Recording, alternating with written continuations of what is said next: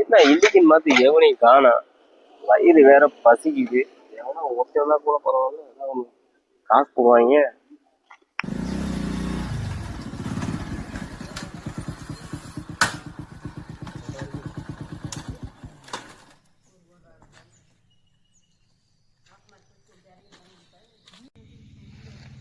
அங்க ஒருத்தன் வர்றேன்.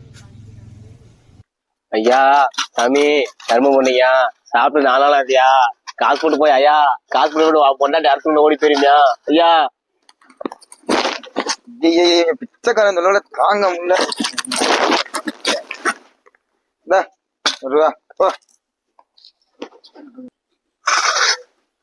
டேய் இங்க வா. என்ன 1 ரூபா இதை வச்சு நீ என்ன பண்ணுவ? நீ இந்த 500 ரூபா எடுத்து நீ போய் பிச்சர்றா. வந்துட்டான் ஏன்னா நோனனுக்கு. உனக்கு இவ்வளவு காசு? டேய் எனக்கு ஒரு நாளைக்கு வருமானம் எவ்வளவு வரும் தெரியுமா? 5000 வரும். போடாம நல்லா மூஞ்சப்பாரு, நல்லா முட்டை புக்ஸ் மூக்கு மாதிரி வச்சுக்கிட்டு. ஒரு நாளைக்கு 5000 சம்பாதிக்கிறான். நம்ம இருந்தா வேலைக்கு போறோம், 1 ரூபா கூட கையில நிக்க மாட்டேங்குது. என்னடா இது பொழப்பு? அவன்கிட்ட போய் திட்ட வர மாதிரி போச்சு.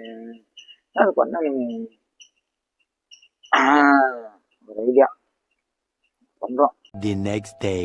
ஐயா சாமி பிச்சை போடுங்க, கண்ணு தெரியாதுமா ஐயா. யாராவது பிச்சை போடுங்க ஐயா. சாமி கண்ணு தெரியாதுமா. யாரா அது ஏற்ற உட்காந்துருக்குது? யாரா இது? படுபாய் இதுக்கு ஏன்டா வெள்ளையும் சொல்லியா?